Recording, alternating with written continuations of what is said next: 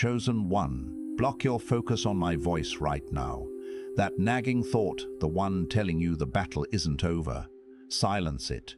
The enemy has been trying to sow seeds of doubt in your mind for one reason and one reason only. He knows you won. He knows that quiet victory just shut him down. It all ends today. The lingering uncertainty, the self-doubt, the feeling of quiet defeat. But hear me clearly, it's not ending because of coincidence. It's ending because of your unwavering strength in the silence. Think back to that moment just a few days ago, when you felt utterly defeated, trapped, and you chose to hold your tongue instead of lashing out.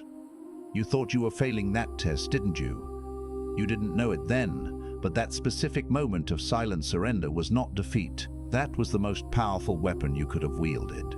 You didn't just survive, you architected your victory in complete silence. You did not stumble upon this message by chance. The algorithm didn't bring you here.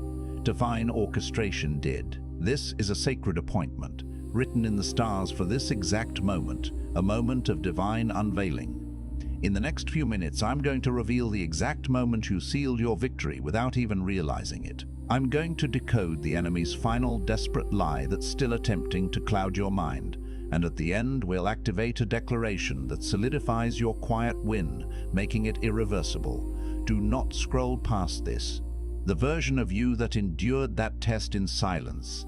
They need you to hear this. If you leave now, you risk diminishing the power of the victory you've already secured. I know the last 72 hours have felt like the quiet after a storm, but there's still a hum of anxiety in the air. Maybe you woke up at 400 in the morning this week with an unshakable sense of peace, even though your circumstances haven't visibly shifted. Or perhaps you found yourself in a situation yesterday where you could have responded with anger, could have defended yourself, but you chose to simply walk away. That quiet surrender felt like weakness, didn't it? You've been hovering in a strange space, haven't you? A space where you know something monumental has shifted, but you can't quite grasp it. And in this space, the enemy has been whispering a very specific lie. Listen closely to your thoughts. He's telling you that because there was no loud clash, no visible drama, no public confrontation, that the test isn't truly over. He's replaying that moment from last week when you chose silence instead of shouting your truth, telling you that your quietness was apathy, that your restraint was weakness, that you somehow missed your opportunity to truly win. But I need you to hear what the divine truth actually says about this moment. The universe declares the deepest victories are often forged in the quiet chambers of the soul. You weren't inactive in your silence. You were strategically positioning yourself. You weren't avoiding the fight. You were winning it on a higher plane. Your stillness was not stagnation. It was the ultimate act of faith, allowing the divine to clear the path you couldn't see. The lingering quietness you feel isn't the sign of an unfinished battle. It's the profound peace of a war decisively won. It's the calm after the hardest storm of your life has passed. You thought your silence was surrender, but let me reframe your reality right now. Your silence was the declaration of your absolute victory. The hardest test is indeed over, and you won in silence. But here's where most people get stuck. They survive the fire, they endure the wilderness, they quietly overcome the giants, but they never truly leave the battlefield. The victory is real, but the inner posture remains one of defense, of waiting for the next attack. It's as if their spirit knows they've crossed a threshold, yet their soul is still braced for a war that has already concluded. Think about what that really means for a moment. The sword is still raised, the shield is still up, the eyes are still scanning the horizon for threats that no longer exist. The body is still tensed in the posture of someone preparing to absorb a blow that is never going to come. This isn't just about moving on. It's about disarming the internal mechanisms of survival that, while vital during the fight, now hinder the very peace and purpose you've earned. Those mechanisms served you beautifully in the fire. Your hypervigilance kept you alert. Your guardedness kept you from being blindsided. Your emotional armor kept you functional when lesser things would have shattered you completely. But armor that cannot be removed ceases to be protection and becomes a prison. And there is a profound difference between a warrior at rest and a warrior who has forgotten how to rest. Like Elijah, who after his greatest triumph on Mount Carmel still found himself fleeing into the desert, not from Jezebel, but from the lingering shadow of the battle within his own soul. He had won, yet the expectation of struggle still dictated his steps. Consider the weight of that story. Here was a man who had just called fire down from heaven. Here was a man through whom God had demonstrated absolute, undeniable supremacy over every false god that stood against him. The prophets of Baal had cried out for hours and received silence. Elijah had prayed once with quiet confidence, and heaven answered with consuming fire. By every measurable standard, the battle was over. The victory was total, and yet, within hours, one threatening message from one queen sent this mighty prophet running into the wilderness, collapsing under a juniper tree, begging God to take his life. How does that happen? It happens because the battle had not yet ended inside of him. It happens because when you have been in the fire long enough, your nervous system begins to assume that fire is simply the natural condition of your existence. And so even after the fire is gone, your soul keeps generating heat, keeps producing the chemical signals of crisis, keeps bracing for an impact that is no longer coming. Elijah's body had crossed the Jordan, but his soul was still on Mount Carmel, still fighting, still waiting for the next assault. That is the exact condition that too many chosen people find themselves in today. Geography has changed, circumstances have shifted, the season has turned.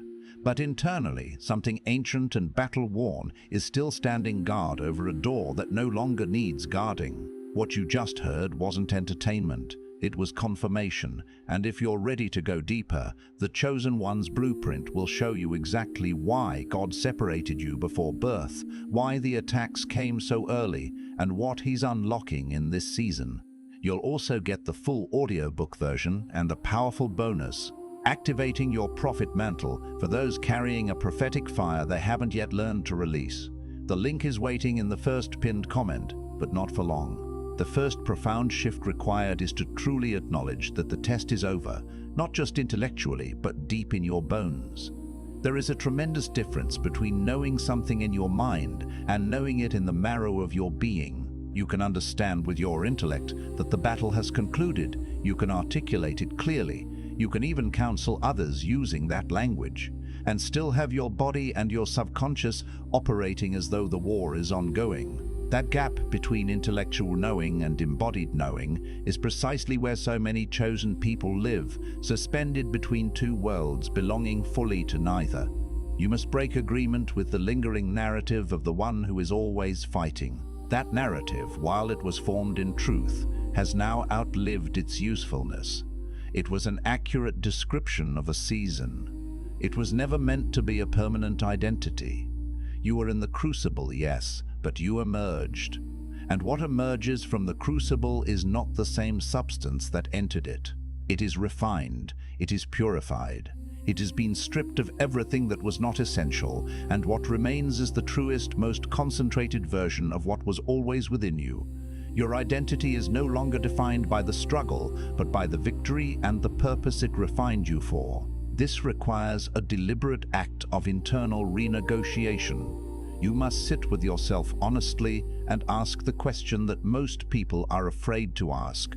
Who am I if I am not the one who is fighting? Because for many of you, the fight has been so central, so constant, so defining, that the absence of it feels disorienting rather than liberating. Peace can feel suspicious to a soul that has only known warfare. Stillness can feel dangerous to a spirit that has only known movement under pressure. But this disorientation is not a sign that something is wrong. It is actually the first sign that something has profoundly changed. Just as Paul declared himself crucified with Christ, no longer living according to his old self, you must metaphorically bury the combatant and resurrect the conqueror within. Paul understood that the death of the old self was not a tragedy. It was the necessary precondition for the emergence of something that could carry the weight of divine purpose without being crushed by it. The combatant served its time. Honor it for what it carried you through, and then lay it down with intention and with finality. But here's where it goes deeper.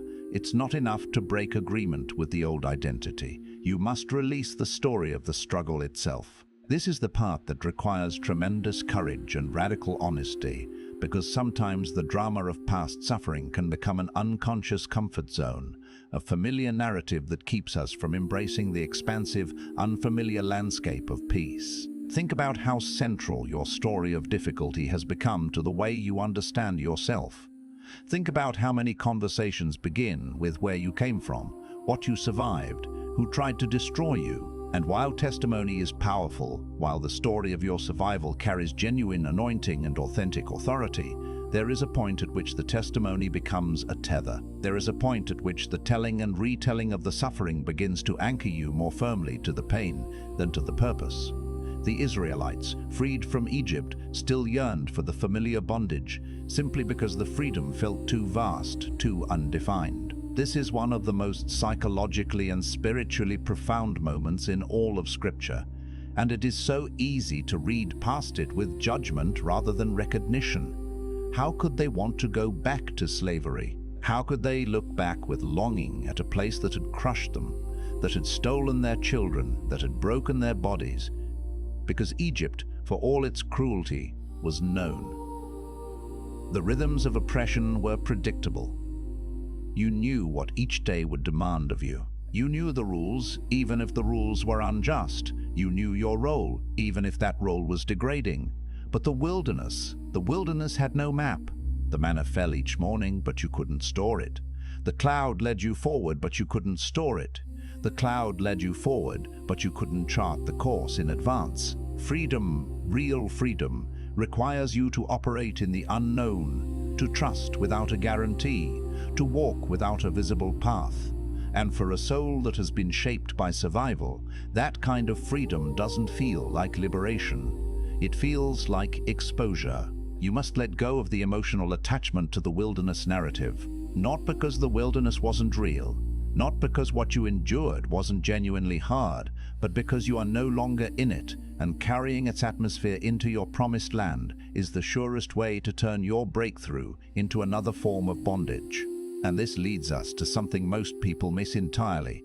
The silence you endured wasn't just a test of your resilience, it was a profound refining. It didn't just pass over you, it changed the very composition of your spirit. Consider this carefully, because there is a dimension of what you walked through that most people, even those who love you, cannot fully comprehend.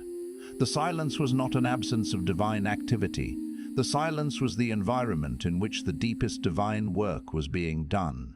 When the furnace is at its hottest, there are no words, there is only the process. There is only the stripping away, the melting down, the removal of every impurity that would compromise the integrity of what is being formed. You are being forged into something new, something with greater integrity and purity, much like gold purified in the hottest fire, shedding its dross to reveal its true brilliance. Gold does not argue with the fire. Gold does not negotiate with the refiner. Gold simply yields, and in yielding it becomes something so pure, so luminous, so incorruptible that it becomes fit for royal use. You submitted to a process that most people run from. You stayed in the fire when every natural instinct was telling you to escape, and that staying, that willingness to be broken open rather than to break away, that is what has produced the quality of spirit you now carry. It is not a small thing. It is not an ordinary thing. It is the very thing that sets apart the chosen from the called, the refined from the merely religious. Coming up, the one thing most people avoid, but it's the key to everything. Now, once you understand that, you're ready for this, you must begin to discern the new voice emerging from that silence. This is where intentional spiritual attentiveness becomes absolutely essential, because there are many voices available to you in the aftermath of a great trial. There is the voice of relief, which is wonderful but temporary. There is the voice of analysis, which tries to make sense of everything you endured. There is the voice of ambition, eager to make up for lost time. And beneath all of those louder, more insistent voices is a quieter, more authoritative frequency. No longer the panicked whisper of survival, nor the echoes of your past wounds, but the clear, resonant frequency of your true calling, your divine blueprint. This voice does not compete, it does not shout, it does not perform for your attention. It simply is, steady and unwavering, carrying the full weight of divine intention for your life. This is the voice that Samuel heard, distinct from the familiar voice of Eli, calling him to a new kind of service. Samuel had grown up in the temple. He knew Eli's voice intimately. He had organized his entire understanding of divine communication around that familiar sound. And so when a genuinely new voice began to speak, his first response was to interpret it through his existing framework, to assume it was coming from someone he already knew, someone who fit within his established understanding of how God communicates. How many times have you done the same? How many times has the new voice of your next season been filtered through the lens of your old experiences, misidentified, dismissed, or delayed because it didn't sound like what you expected? It requires a deliberate quieting of all other noise, a tuning of your spiritual ear. This means creating genuine space for silence.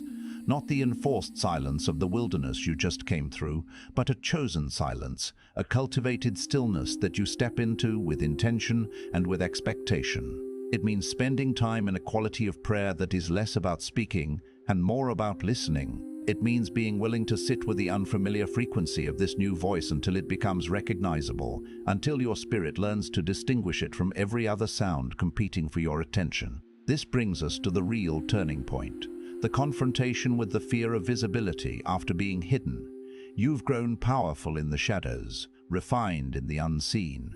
And that is the paradox that most people cannot see clearly about themselves. The very hiddenness that felt like punishment, the years of being overlooked, underestimated, and passed over, was actually the condition that produced depth.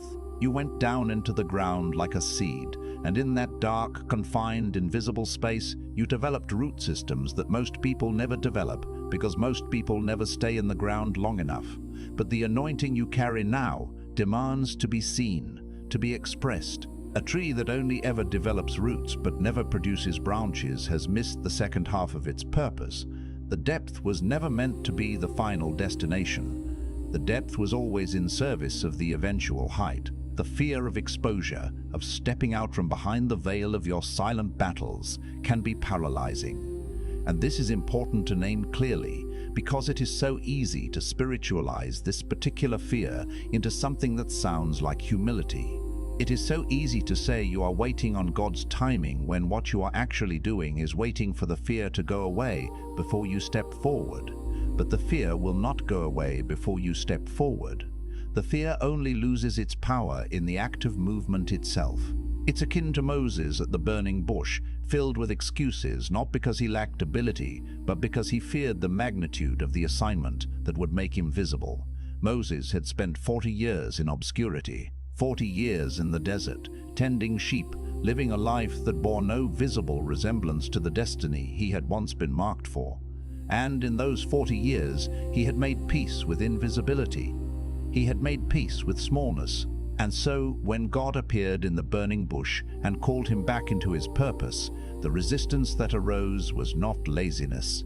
It was the deeply ingrained comfort of someone who had learned to live within the limits of their own diminishment. But God was not interested in Moses' comfort. God was interested in an entire people's liberation. And that liberation required Moses to confront his fear of visibility and step forward anyway. And yet, there's something beneath even that reluctance.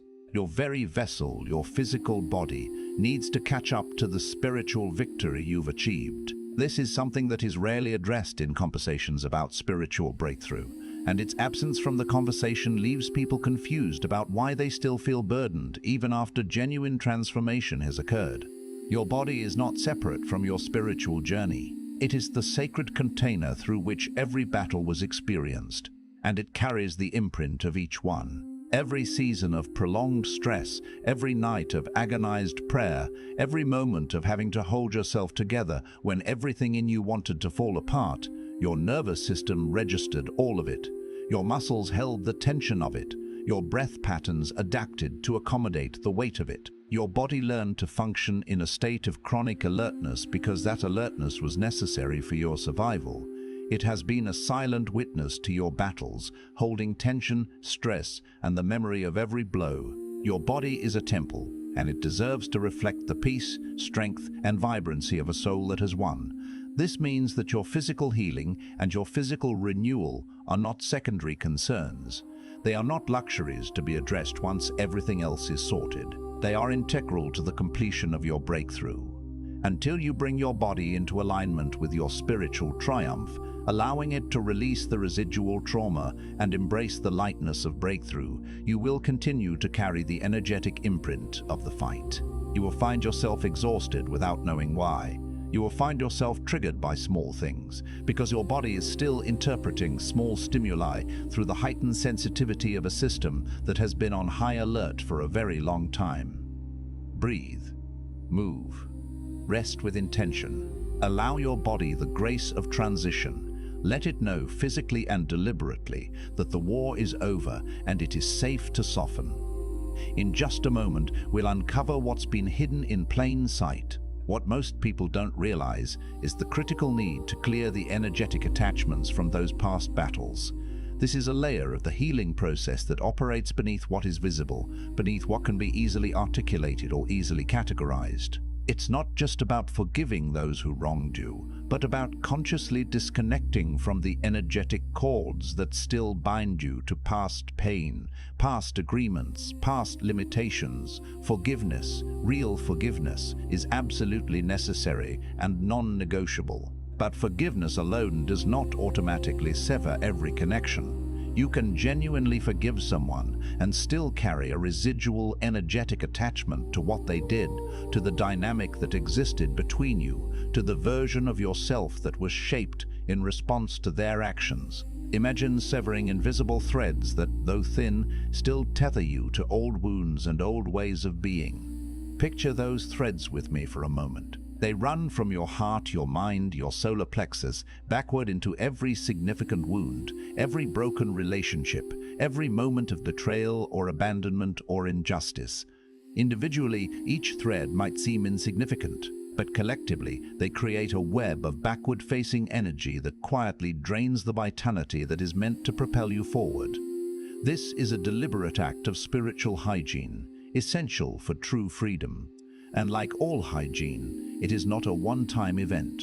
It is a practice. It is something you return to regularly, with intention and with the authority of someone who understands that they are no longer subject to the claims of their past. You stand in the power of what has been won. And from that position of genuine authority, you declare that the old cords no longer have access to your energy, your attention, or your future. And if you're honest with yourself, there's a false humility that might be keeping you small. This one requires the most exquisite discernment, because it does not look like a problem from the outside. It does not present itself as fear or resistance. It wraps itself in the language of patience, of waiting on God, of not wanting to get ahead of yourself. It's the subtle belief that you're not truly ready, not truly worthy of the expansive future God has for you. It sounds like humility, but it's often fear masquerading as modesty, a refusal to step into the fullness of your divine inheritance. The difference between true humility and false humility is this. True humility says, I know I cannot do this in my own strength, but I trust the one who has prepared me and I step forward in that trust. False humility says, I'm not ready, I'm not enough, let someone else go first, and it uses the language of surrender to avoid the responsibility of assignment. Remember Gideon, who doubted his own strength and calling until God continually affirmed him. Gideon's initial response to the angel's greeting, "The Lord is with you, mighty man of valor," was to argue the facts of his circumstances.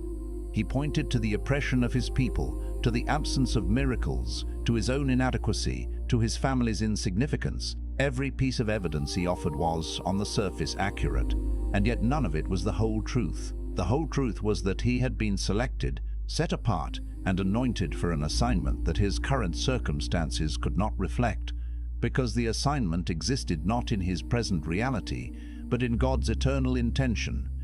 Your worthiness was sealed before you were born, not because of what you would do, not because of how well you would perform, not because of the battles you would win or the wilderness you would survive, Your worthiness was sealed by the intentional, sovereign act of a God who saw the full scope of your existence before you drew your first breath and said, "This is the one I want for this assignment." Hidden underneath that truth is another one. You are a divine disruptor. The very trials you endured, the silent victories you claimed, were all part of God's strategy to forge you into a force that will shake complacency, challenge stagnant systems, and usher in new truth. Let that land in the deepest part of you. The strategy was not merely to get you through. The strategy was to produce in you something that the world around you desperately needs but does not yet know how to ask for. When God allows someone to go through what you went through, it is never without intentional purpose. The depth of the opposition you faced is proportional to the significance of what you carry. Small assignments do not attract the kind of opposition that has followed you. Ordinary destinies do not require the extraordinary refinement you underwent. You are not meant to blend in, you are meant to stand out. And not in the shallow, performative way that the world defines standing out, but in the profound, irreplaceable, unmistakably anointed way that happens when someone has been genuinely transformed by fire. When you walk into a room carrying the weight of what you've been through and the glory of what you've emerged into, something shifts. Something in the atmosphere recognizes what you carry. People are drawn to an authenticity they cannot name, but can absolutely feel. Embrace the fire of your prophetic assignment, knowing that your journey wasn't just for you, but for the generations you are destined to impact. Every ancestor who prayed into the future without knowing what they were praying toward was praying you into existence. Every generation that follows you will benefit from the ground you are breaking right now, in this moment, by choosing not to go back, by choosing to fully emerge, by choosing to stand in the fullness of what you have been forged to be. Stay with me, because what I'm about to share next is the part that breaks the cycle. And here's the part you probably didn't expect, the one that truly enters the confrontation zone. The thing that's been blocking your full manifestation isn't the enemy, it's not your past, nor even the people who hurt you. It's a hidden agreement you made with the safety of the struggle itself. This is perhaps the most confronting truth in this entire conversation, because it requires you to look at your own interior world with radical honesty and acknowledge something that the spiritual ego does not want to admit. The struggle, however painful, became predictable. It offered a perverse kind of comfort in its familiarity, a known devil. When you are in a difficult season long enough, your entire internal system calibrates itself around that difficulty. Your prayers are calibrated to it. Your faith is calibrated to it because your faith is accustomed to believing for deliverance, for breakthrough, for the end of suffering.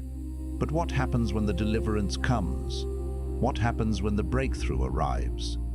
What does your faith calibrate itself toward then? If you have not intentionally answered that question, your system will default to what it knows. It will find or create new struggles, because without them, there is no framework for engaging with life, with God, with your own sense of purpose and identity.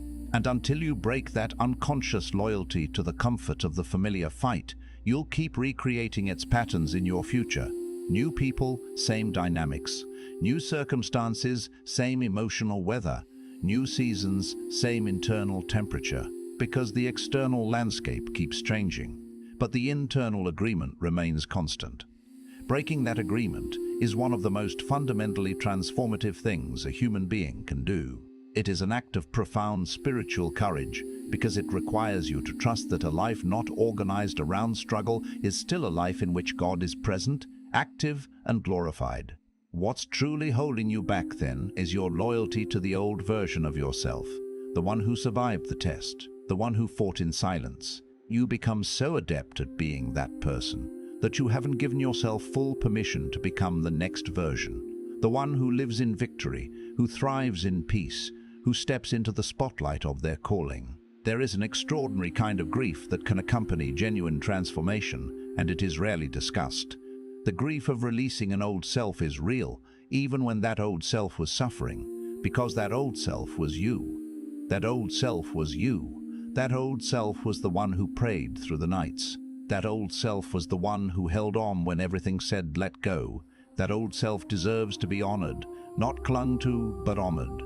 There is a difference. It's a self-imposed limitation, a reluctance to shed the skin of the survivor for the mantle of the sovereign. A serpent does not mourn its shed skin. It does not look back at what it has left behind and wish it could return to the confines of something it has already outgrown. It simply moves forward in its new skin, more alive, more free, more fully itself. Your greatest challenge now is to release the identity of the one who won and fully embody the one who is victorious. The one who won is past tense. The one who is victorious is present tense, ongoing, continuous, a state of being rather than a memory of an event. You are not someone who won a battle. You are victorious. You carry victory as a present reality, not a historical achievement. Tonight, before you sleep, place your hand on your heart and declare this with me. I release every last trace of the battleground from my spirit, my soul, and my body. I release the need to prove my worthiness through struggle. I break agreement with every identity forged in the fire of past pain. I step fully into the victory that has already been won. I embrace my true, whole, and powerful self. My body is a temple of peace and power, reflecting the divine truth within. I am not merely surviving, I am thriving. I am ready to receive and steward the overflow of blessings that await me. And I move forward as the chosen one, prepared for all that God has ordained. Say those words and mean them. Let them move from your mouth into your chest, from your chest into your blood, from your blood into the very cellular memory of your body. Let every part of you that is still carrying the posture of the battle receive the permission it has been waiting for, the permission to rest, the permission to receive, the permission to be without the qualifier of struggle attached to your existence. You have fought enough, you have proven enough, you have endured enough. The God who forged you in the fire is the same God who calls you out of it and says, now walk. Walk in what I have prepared you for. Walk in the fullness of what the fire revealed. Walk as the one I always saw you to be, before the world named you by your suffering, before the battle gave you its identity, before you forgot that the war was always mine to win, and yours to witness from a position of divine alignment. The battlefield is behind you. The promised land is beneath your feet, and every step you take in the full consciousness of your victory is an act of worship, a declaration that the silence was not wasted, the fire was not random, and the God who brought you through it all is worthy of being trusted with everything that comes next.